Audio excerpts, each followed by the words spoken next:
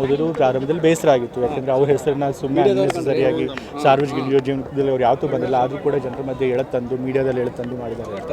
But ಅವ್ರಿಗೂ ಗೊತ್ತಿದೆ ಅವ್ರು ಮಾಡೋದ್ರೊಳಗೆ ಏನೂ ತಪ್ಪಿಲ್ಲ ಅಂತ. ಆದರೆ ಅವ್ರ ವಿಚಾರದಿಂದ ತಂದೆಯವ್ರಿಗೆ ತೊಂದರೆ ಆಗಬಾರ್ದು ಅನ್ನೋ ಒಂದು ಅವರು ಇದಿತ್ತು ಆಸೆ. ಬಟ್ ಆದರೂ ಕೂಡ ಅವ್ರ ಮೂಲಕನೇ ಇವತ್ತು ತಂದೆಯವ್ರನ್ನ ಆರೋಪಿಗಳನ್ನಾಗಿ ಮಾಡ್ತಿದ್ದಾರೆ. ಅದಕ್ಕೆ ಬೇಸರ ಇದೆ. ಬಟ್ ಆದರೆ ಗೊತ್ತಿದೆ ಅವ್ರಿಗೆ ಅವ್ರು ಮಾಡೋದೇನು ತಪ್ಪಿಲ್ಲ, ಇಲ್ಲ ಕಾನೂನು ಪ್ರಕಾರವಾಗಿದೆ ಆಗಿದೆ. ಹಾಗಾಗಿ ಅವರು ಕೂಡ ಹೋರಾಡಬೇಕಾಗುತ್ತೆ ಅಂತ ಗೊತ್ತಿದೆ. ಹೈಕಮಾಂಡ್ ನಿಮ್ಮ ತಂದೆಯವ್ರ ಪರವಾಗಿರುತ್ತೆ ಅಂದರೆ ಇವತ್ತು ಇಡೀ ಕಾಂಗ್ರೆಸ್ ಪಕ್ಷ ಹೈಕಮಾಂಡ್ನಿಂದ ಹಿಡಿದು ತಾಲೂಕು ಮಟ್ಟದವರೆಗೂ ಗ್ರಾಮದ ಮಟ್ಟದವರೆಗೂ ಎಲ್ಲರೂ ಕೂಡ ಇವತ್ತು ಇನ್ನೂ ಒಗ್ಗಟ್ಟಾಗಿದ್ದಾರೆ. ಯಾಕೆಂತಂದರೆ ಇವತ್ತು ನಮ್ಮ ಕಾಂಗ್ರೆಸ್ ಪಕ್ಷಕ್ಕೆ ಗೊತ್ತಿದೆ ಇದು ಬೇಕು ಅಂತ ನಮ್ಮ ಪಕ್ಷನ ನಮ್ಮ ಮುಖ್ಯಮಂತ್ರಿಗಳನ್ನು ಟಾರ್ಗೆಟ್ ಮಾಡ್ತಿದ್ದಾರೆ, ಅದು ವಾಮ ಮಾರ್ಗದಿಂದ ಟಾರ್ಗೆಟ್ ಮಾಡ್ತಾರೆ ಅಂತ ಹೇಳಿ. ಹಾಗಾಗಿ ಹಾಗೆ ಮಾಡಿದಾಗ ಏನಾಗುತ್ತೆ, ನಮ್ಮ ಒಗ್ಗಟ್ಟಿನೂ ಜಾಸ್ತಿ ಆಗುತ್ತೆ. ನಮ್ಮ ವಿರುದ್ಧ ಸುಮ್ಮನೆ ಏನೂ ಆಧಾರ ಇಲ್ಲದೆ ಇರೋ ಆರೋಪ ಮಾಡಿ ನಮ್ಮನ್ನ ಅಧಿಕಾರನ ಕೆಳಗಿಳಿಸುವಂಥ ಪ್ರಯತ್ನ ಮಾಡಿದರೆ ನಾವೆಲ್ಲ ಇನ್ನೂ ಒಗ್ಗಟ್ಟಾಗಿ ಹೋರಾಟ. ಡೆಲ್ಲಿಗೂ ಹೋಗ್ತಾರೆ, ಬಟ್ ಅಲ್ಲಿ ದೆಹಲಿಯಿಂದ ಅಲ್ಲಿ ಅವರು ಪ್ರತಿನಿಧಿಗಳನ್ನು ಕೂಡ ಕಳಿಸ್ಕೊಟ್ಟಿದ್ದಾರೆ.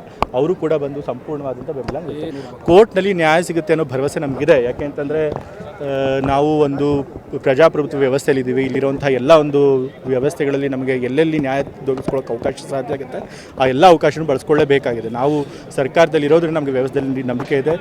ನ್ಯಾಯಾಂಗ ನಮಗೆ ನ್ಯಾಯಾಲಯ ನಮಗೆ ನ್ಯಾಯ ಕೊಡಿಸುತ್ತೆ ಅನ್ನೋ ಭರವಸೆ ಇದೆ. ಗೊತ್ತಿಲ್ಲ ಯಾವಾಗ ಹೋಗ್ತಾರೆ ಅಂತ. ನಾ ಹೋಗ್ತಾ ಇಲ್ಲ, ಬಹುಶಃ ಈ ವಾರದಲ್ಲಿ ಯಾವುದಾದ್ರು.